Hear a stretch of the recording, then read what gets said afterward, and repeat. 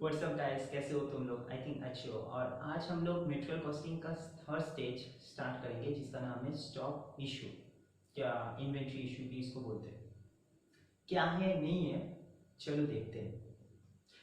बात ये है कि इस चैप्टर में हम लोग का कंटेंट इजी भी है और कुछ हद तक लंबा चौड़ा भी है। सर इजी क्या है और लंबा चौड़ा क्या है?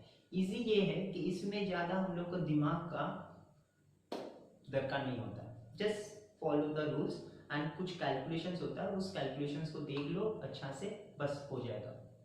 और लंबा चौड़ा इसलिए है क्योंकि ये कंटिन्यूअसली प्रोसेस में चलता रहता है। हम लोग को पता होगा कि स्टॉक का जो हम लोग इशू बोलते हैं, स्टॉक इशू, वो कुछ हद तक सेल्स माना जाता है। यानी कि यहाँ पर कैसे कौन सा प्रोसेस से हम लोग सेल्स कर सकते हैं एंड कौन सा मेथड से, और वो सेल से मेरा प्रॉफिट कितना आ सकता है, वो हम लोग ये मेथड से फॉलो कर सकते हैं। दूसरी बात, हम लोग जो स्टॉक इशू करते हैं वो दो टाइप से इशू कर सकते हैं। यानी कि स्टॉक का जो हम लोग बुक कीपिंग रखते हैं, यानी कि जिसको हम लोग बोलते हैं स्टोर कीपर बुक, उसको हम लोग दो मेथड से फॉलो करते हैं। वो ये है पीरियोडिकल मेथड और एक होता है परपेचुअल मेथड। पीरियोडिकल मेथड का मतलब होता है कि पीरियोडिक यानी कि एनुअल, यानी कि बिगनिंग में स्टार्ट हुआ हम लोग का बिजनेस और एंड में जाके जो खत्म हो रहा है अकाउंटिंग पीरियड, उस दिन में जाके हम लोग पूरा साल का एट ए टाइम अकाउंट्स बनाते हैं, जिसमें कुछ गड़बड़ हो सकता है क्योंकि पूरा साल भर का स्टॉक को मेंटेन एक दिन में करने के लिए बहुत मेहनत चाहिए और हो सकता है कि उसमें कुछ गड़बड़ भी हो जाए। मगर परपेचुअल मेथड का मतलब होता है कि डेली, परपेचुअल मतलब होता है डेली, यानी कि डेली पर्पस में जैसे जैसे यूज हो रहा है स्टॉक, गोडाउन से फैक्ट्री में जा रहा है, प्रोडक्शन हो रहा है, सेल्स हो रहा है, उसको मेंटेन करना होता है। और ये ही मेथड हम लोग ज्यादा से ज्यादा फॉलो करते हैं इस पार्ट में, यानी कि स्टॉक इशू में। बात समझ में आया? तो परपेचुअल का मतलब होता है कि डेली पर्पस में हम लोग जो डेली हो सकता है कि 2 दिन 3 दिन बाद हो सकता है, जैसे कि ट्रांजेक्शन्स होता है, जर्नल होता है, 2 एक दिन छोड़ छोड़ के वैसे भी हो सकता है। तो परपेचुअल का मतलब ये होता है, ठीक है, जिसको हम लोग क्रोनोलॉजिकल भी बोल सकते हैं। अब आ जाए कि हम लोग का यहाँ पर मेथड कितना है। सर मेथड तो यहाँ पर बहुत सारा है। क्या बोल रहे हैं सर? हम लोग को तो पता है फीफो लिफो सिंपल वेटेड, एकदम सही पता है, मगर उससे ज़्यादा भी थोड़ा सा है। तो थोड़ा सा हम बोलना चाहते हैं कि और क्या क्या मेथड है। तुम लोग देख सकते हो, फिर भी हम बोल दे रहे हैं। हम लोग का यहाँ पर मेटेरियल इशू में 3 पार्ट में डिविजन है। एक है कॉस्ट मेथड, एक होता है एवरेज मेथड, एक होता है नोशनल कॉस्ट मेथड। जो कॉस्ट प्राइस मेथड है, कि कॉस्ट मेथड है, इसमें 4 मेथड है अलग अलग। एक है स्पेसिफिक कॉस्ट मेथड, एक होता है फीफो जो तुम लोग का फेवरेट है, लीफो जो तुम लोग जानते हो, और एक होता है बेस स्टॉक मेथड, क्या बेस स्टॉक भी इसको बोला जाता है, ठीक है। एवरेज स्टॉक मेथड में हम लोग का 4 मेथड होता है। एक होता है सिंपल एवरेज, एक होता है वेटेड एवरेज, एक होता है पीरियोडिकल मेथड जो हमने अभी बोला, और एक होता है मूविंग एवरेज, क्या मूविंग मेथड। और जो नोशनल कॉस्ट मेथड होता है उसमें भी 4 मेथड है, जिसमें सबसे पहला होता है स्टैंडर्ड प्राइस मेथड, एक होता है मार्केट प्राइस मेथड, एक होता है रिप्लेसमेंट मेथड, एक होता है रियलाइजेबल मेथड, क्या रियलाइजेबल प्राइस मेथड, जिसको हम लोग एनआरवी भी बोलते हैं, नेट रियलाइजेबल वैल्यू, जिसको हम लोग बहुत छोटा वाला से यानी कि क्लास 11 से हम लोग को पता होगा कि जो closing stock market price and cost price होता है उसमें से व्हिच ऑफ दिस दो will be taken as a closing stock, वो मेथड को हम लोग रियलाइजेबल मेथड या नेट रियलाइजेबल मेथड बोलते हैं, ठीक है। अब बात करें तो फीफो मेथड क्या होता है। देखो सिंपल बात है कि फीफो मेथड का मतलब तो सबको ही पता होगा, फर्स्ट इन फर्स्ट आउट, मगर इसमें 3 पोर्शंस होता है, मतलब 3 अलग अलग लॉजिक होता है। पहला बात ये होता है कि ये जो मेथड है, ये मेथड में ऑब्वियस का बात है कि पहले हम लोग का स्टॉक आता है, यानी कि first stock to be received and such stock to be firstly sold out, ठीक। और इसमें जब हम लोग कोई कैलकुलेशंस करते हैं, वो जो कैलकुलेशंस होता है वो कैलकुलेशंस हम लोग का रिसेंट वैल्यू के ऊपर नहीं होता है, वो ओल्डेस्ट वैल्यू के ऊपर होता है, ठीक है ना। और जो क्लोजिंग स्टॉक होता है, ये अच्छी बात है, जो क्लोजिंग स्टॉक होता है वो हम लोग का रिसेंट वैल्यू के ऊपर होता है। सर कैसे? फॉर एग्जांपल मान लो कि 100 यूनिट्स हमने परचेस की ₹10 करके, ठीक है।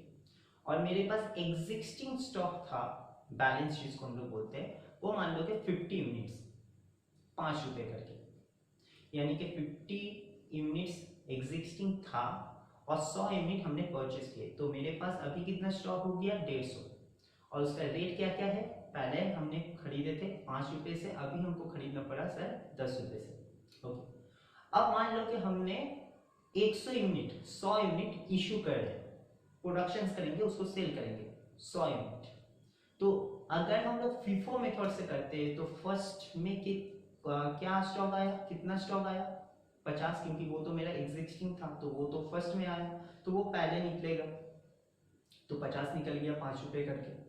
और जो 100 यूनिट है जो हमने खरीदे थे एज ए परचेज, उसमें से कितने यूनिट मुझको यूज करना होगा? 50, क्योंकि हमको रिक्वायरमेंट कितना है, मुझको नीडेड कितना है प्रोडक्शन करने का? 100।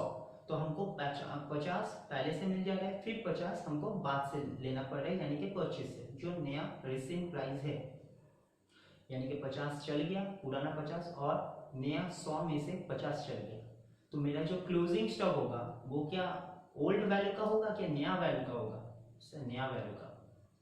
सोच के देखो, जो 50 यूनिट्स हमने यूज नहीं किए, वही 50 यूनिट्स ना मेरा क्लोजिंग स्टॉक बन गया, अनसोल्ड स्टॉक जो भी बोल दो, अनयूज स्टॉक, सही।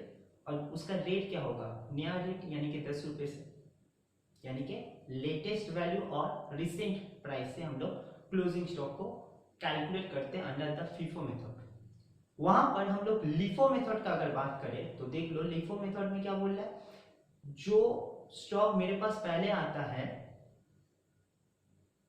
जो स्टॉक मेरे पास पहले आता है वो पहले नहीं जाता है, जो लास्ट में आता है वो पहले जाता है, यानी कि last stock to be receive and such stock first of all sold out. Okay, now second में क्या बोल रहा है कि ये इसका जो हम लोग कॉस्ट प्राइस मेंटेन करते हैं, ये हम लोग का ओल्डेस्ट वैल्यू होता है, ये ओल्डेस्ट वैल्यू होता है जो हम लोग क्लोजिंग स्टॉक मेंटेन करते हैं, सही। तो यानी कि अगर हम लोग लास्टिंग फर्स्ट आउट का एक एग्जांपल ले, वही एग्जांपल जो 50 यूनिट्स हमने परचेस किया, 50 यूनिट्स एग्जिस्टिंग था, 100 यूनिट हमने परचेस किया, 50 यूनिट्स का रेट था ₹5, 100 यूनिट का रेट था ₹10। अभी हमको 100 यूनिट इशू करना है, वही कॉन्सेप्ट सेम। तो 100 यूनिट लास्टिंग फर्स्ट आउट, तो लास्ट में कौन सा यूनिट आया? 100 यूनिट्स। सो 100 यूनिट्स पहले निकल जाएगा, और देखो हमको 100 यूनिट्स ही रिक्वायरमेंट है, और लास्ट में मेरे पास 100 यूनिट्स ही परचेस किया गया था, तो वही पहले निकल जाएगा। तो मेरे पास रह गया कितना? वही 50 यूनिट्स, मगर फीफो मेथड में भी 50 यूनिट्स रह गया था और लिफो मेथड में भी 50 यूनिट्स रह जा रहा है, मगर दोनों का जो रेट है वो अलग हो गया। जो फीफो मेथड में हम एग्जांपल दिए थे उसमें जो रेट था वो था ₹10 करके, रिसेंट रेट, और जो लिफो मेथड में जो रेट हुआ वो हुआ एग्जिस्टिंग, यानी कि ओल्डेस्ट रेट, यानी कि ₹50 करके ₹5, जो मेरा ओपनिंग स्टॉक क्या मेरा एग्जिस्टिंग स्टॉक में था।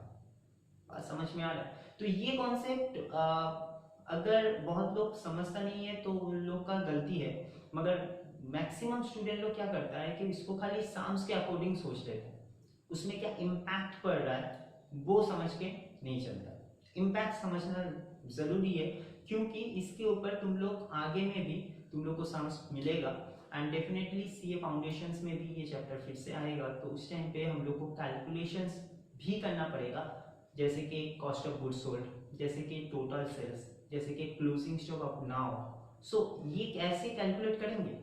अगर हम लोग का पहले से ही कैलकुलेशंस समझ में आ जाए तो हम लोग को उस टाइम पे भी ज़्यादा दिक्कत नहीं होगा, यानी कि कोई अगर सीए फाउंडेशंस भी बाद में पढ़ रहा है तो ये चैप्टर फिर से आएगा, तो उसको अगर ये कॉन्सेप्ट पता होगा तो वो फटाफट निकाल देगा कि कैसे क्लोजिंग स्टॉक का वैल्यू होगा, कैसे कॉस्ट ऑफ गुड्स सोल्ड का वैल्यू होगा, ठीक है ना।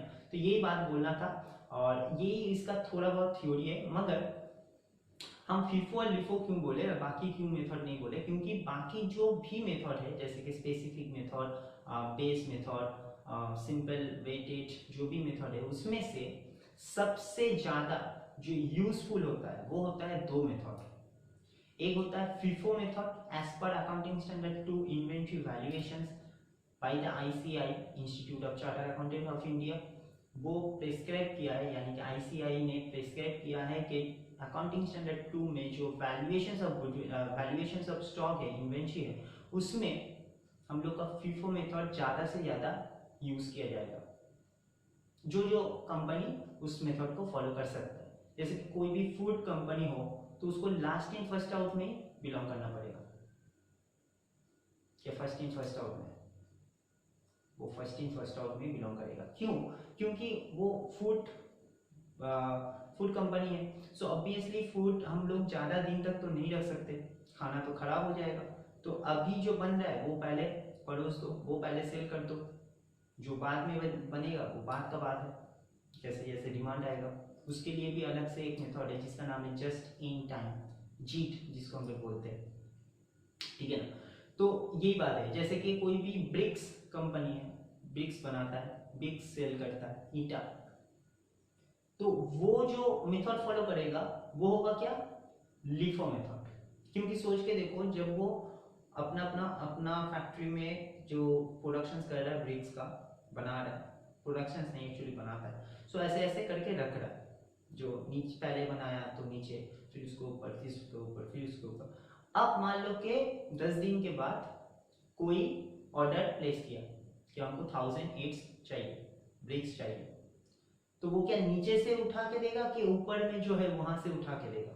लॉजिकल सोच के देखो, ऊपर से ही देगा, यानी कि वो लिफो मेथड फॉलो कर रहा है, फिफो नहीं, क्योंकि उसके लिए फिफो हो ही नहीं सकता, क्योंकि वो नीचे से अगर उठाएगा तो ऊपर वाला जो है वो तो गिर जाएगा, टूट जाएगा, खराब हो जाएगा, डैमेज हो जाएगा। बात समझ में आ रहा है? तो कुछ कुछ जगह में हम लोग का लिफो मेथड ऑटोमेटिकली यूज हो जाता है, और मैक्सिमम जगह में हम लोग का फिफो मेथड अप्लाई होता है। और एक मेथड के बारे में जो जहां पर अकाउंटिंग स्टैंडर्ड 2 बोला है वो है वेटेड एवरेज मेथड।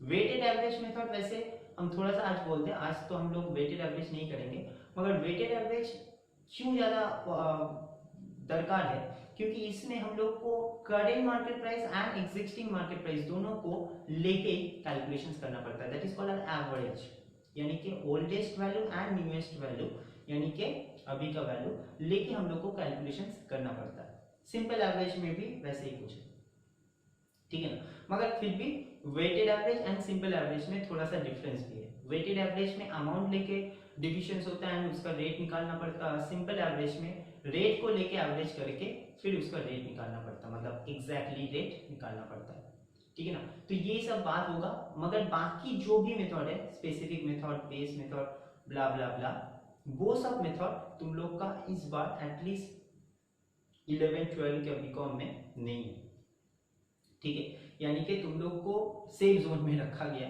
तुम लोग को खाली 4 मेथड ही सिखाया जा रहा है। वैसे और भी बहुत सारा मेथड होता है, जैसे कि NIFO, HIFO, next in first out, highest in first out, और भी बहुत सारा ऐसा होता है, ठीक है।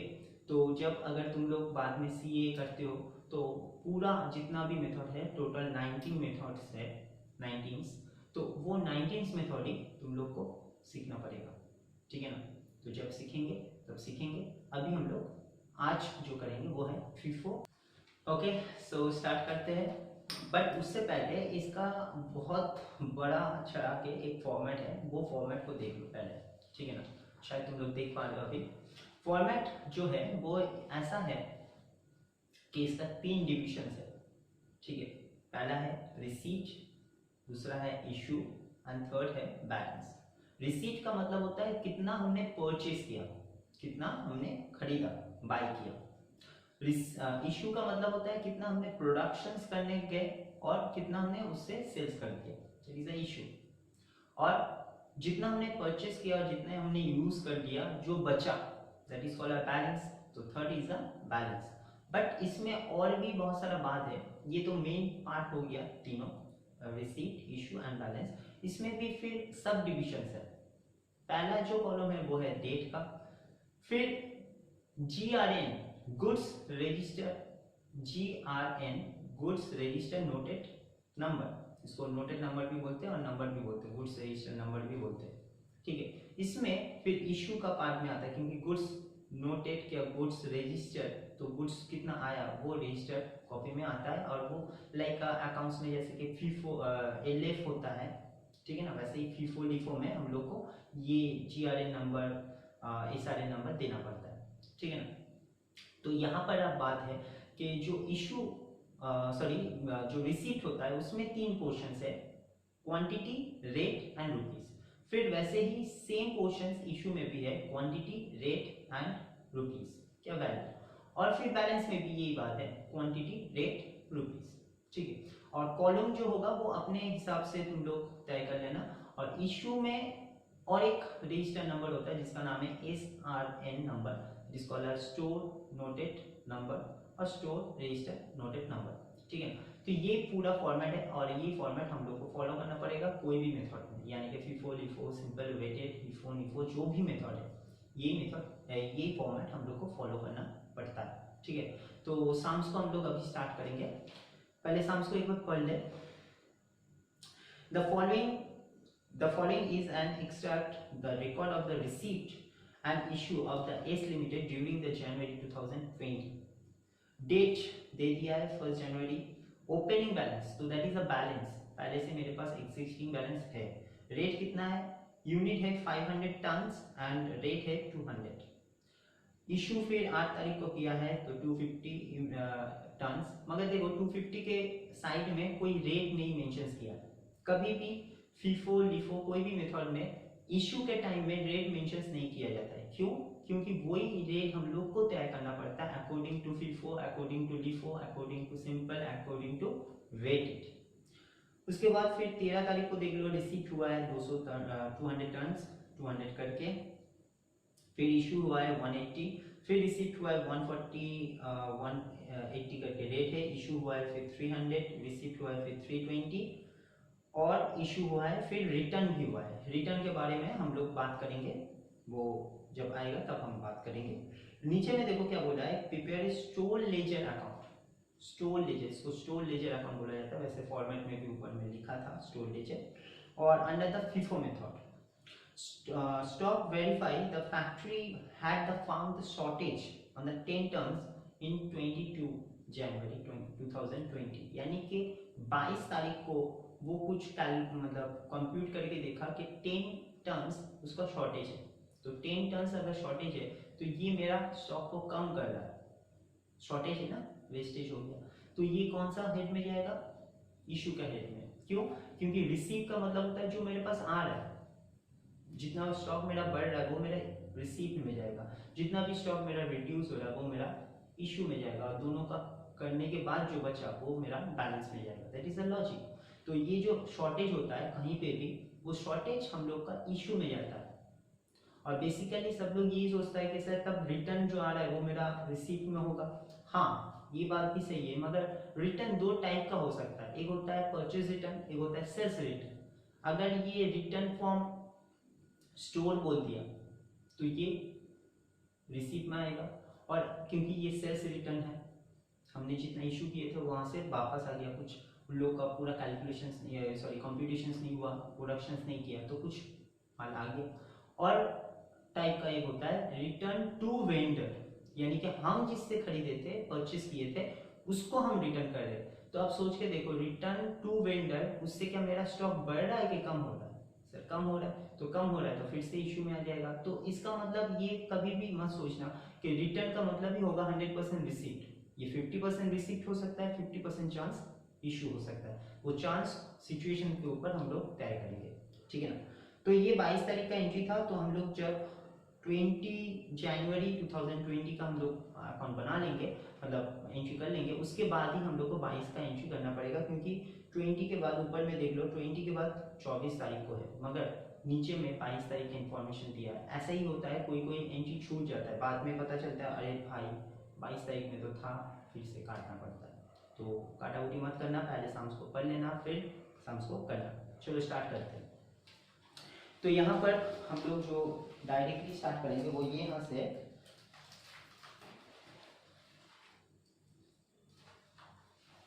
कि मेरे पास ओपनिंग बैलेंस है कितना, मेरे पास ओपनिंग बैलेंस है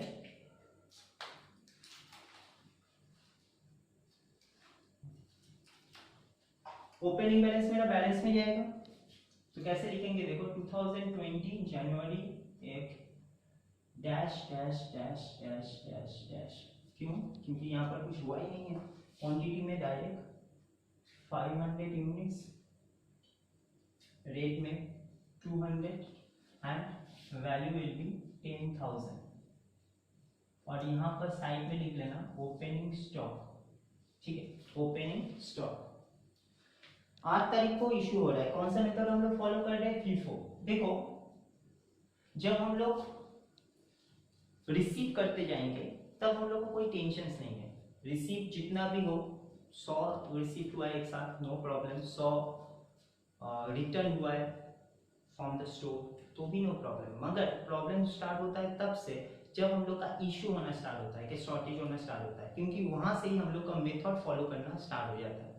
बात समझ में आया? यानी कि जब जब इशू होगा तब तक हम लोग को ये मेथड को फॉलो करना पड़ेगा कि कौन सा मेथड हम लोग को बोला है, कि कौन सा मेथड हम लोग फॉलो करें अकॉर्डिंग टू मेथड। तो यहाँ पर फीफो मेथड था, तो यहाँ पर लिखना पड़ेगा store ledger account and FIFO. So मेरे पास पहले कितना स्टॉक था? 500। अब क्या ये 500 के बाद और कोई स्टॉक इंक्रीज हुआ? सर नहीं, क्योंकि अभी तक तो स्टॉक आया नहीं है। तो अभी जो मुझको इशू करना है 250 यूनिट्स, वो कौन सा जगह से लेना है? 500 से, क्योंकि मेरे पास तो और कोई चारा नहीं है, मेरे पास तो कोई ऑप्शन नहीं है कि यहाँ से थोड़ा ले वहां से थोड़ा ले, सही।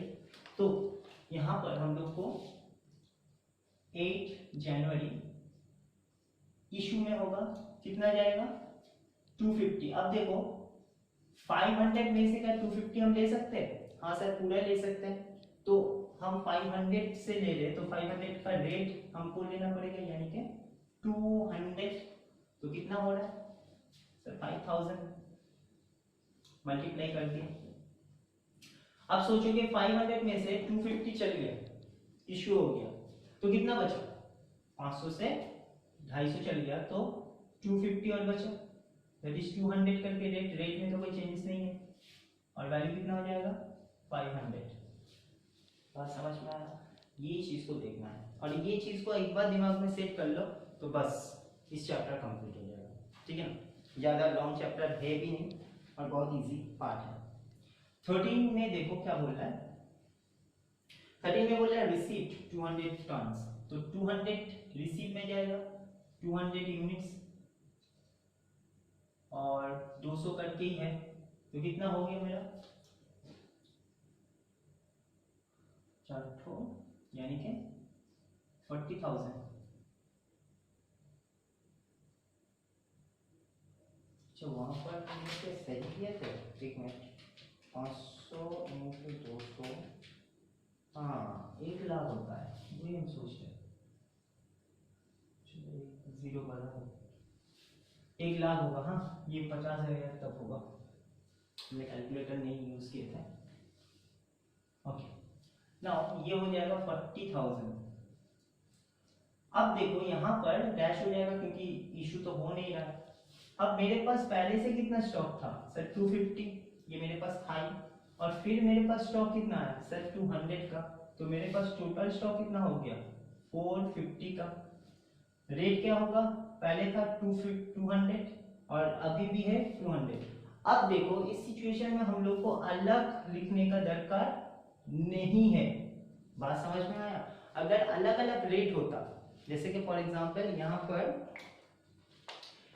अगर 210 और पहले है 200, तो उस सिचुएशन में हम लोग को क्या करना पड़ता? 200 अलग रेट के हिसाब से है और फिर 210 जो आया वो अलग रेट के हिसाब से है। सो अलग अलग यानी कि स्टेप बाय स्टेप हम लोग को लिखना पड़ता। मगर इस सिचुएशन में पहले भी 200 रेट का है, अभी भी 200 रेट का ही है, तो हम लोग अलग अलग सिचुएशन में क्यों लिखेंगे? उसको डायरेक्ट लिख लेंगे कि मेरे पास 250 था और फिर 200 यूनिट्स आया, तो मेरे पास हो गया अभी 450 units at the rate of 200, that would be 90,000। Okay now next क्या हुआ? नेक्स्ट हुआ फिर रिसीव्ड, नहीं इशू हुआ 180, डेट वाज 16, 180 अब 180 भी यहाँ से ही जाएगा क्योंकि मेरे पास तो और कोई स्टॉक नहीं है, तो 180 200 करके तो 36,000।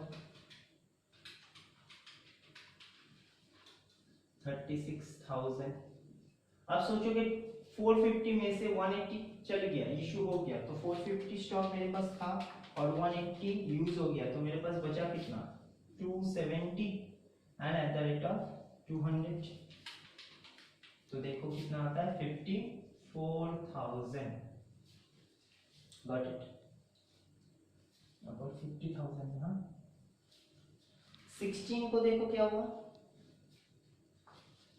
16 को हो गया 20 का है रिसीव्ड 240 करके, तो 240 और यहाँ पर है 180 करके रेट। अब अलग रेट हो गया, तो हम लोग स्टेप बाय स्टेप लिखेंगे, कैसे दिखा दे 180 यानी कि 43,200। अब देखो कैसे लिखना पड़ता है, पहले से मेरे पास था 270 और फिर आया 240, तो दो अलग अलग रेट है तो ऑब्वियसली अलग अलग बैठेगा। ये 270 का रेट कितना था 200 और ये 240 का रेट कितना था 180, तो ये ऐसे ऐड हो जाएगा।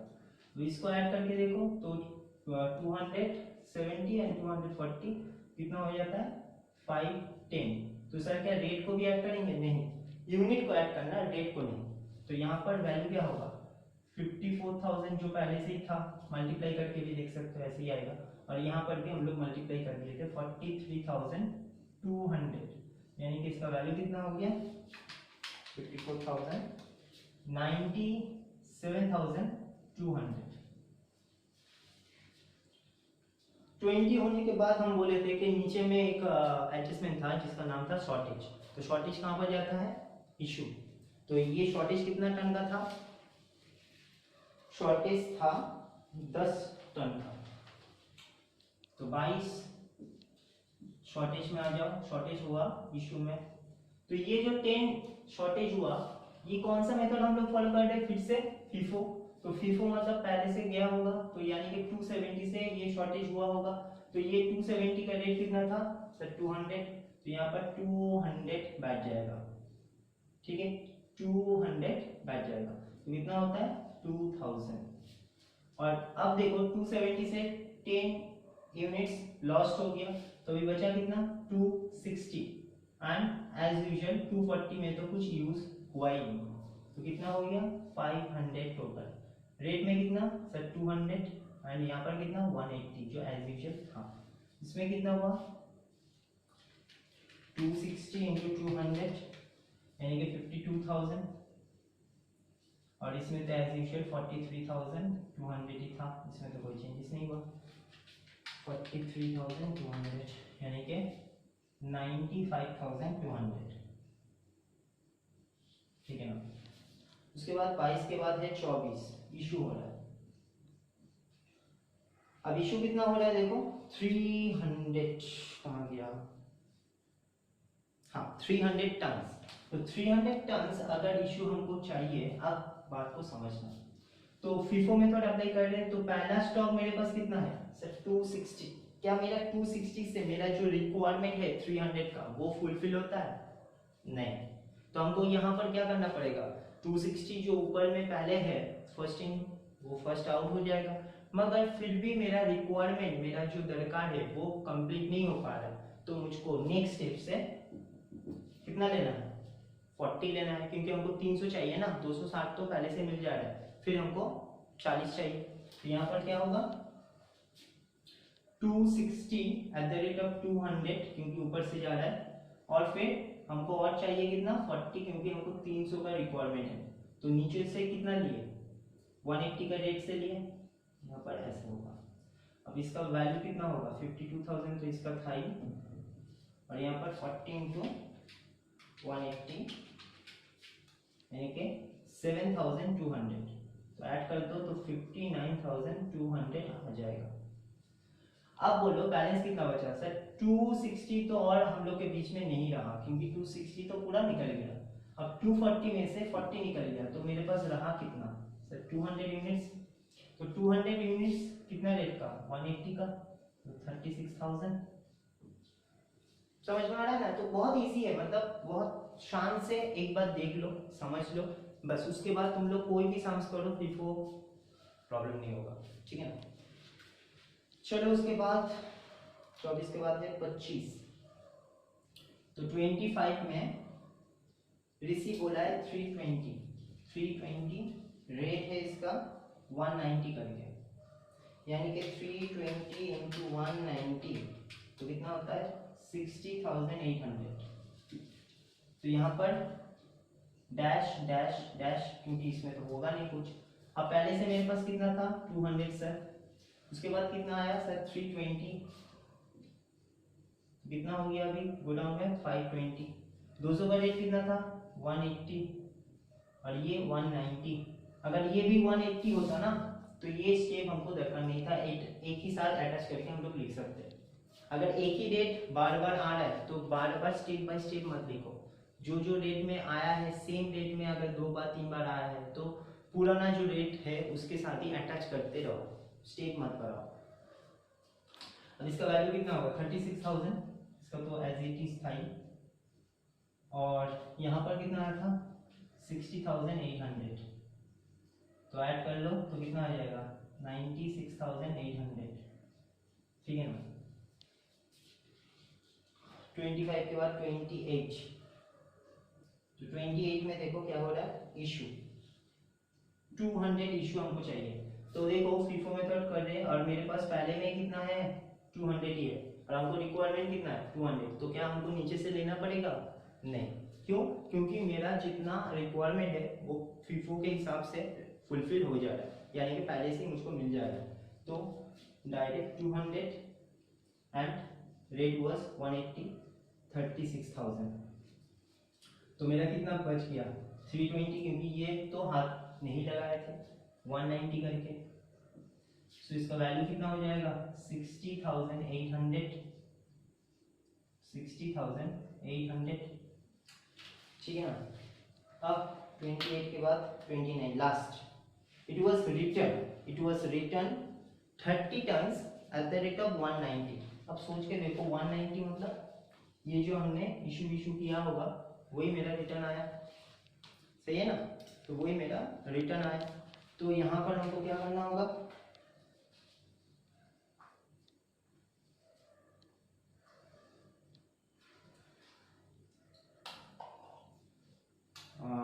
30 टन्स 29 190 कितना हो रहा है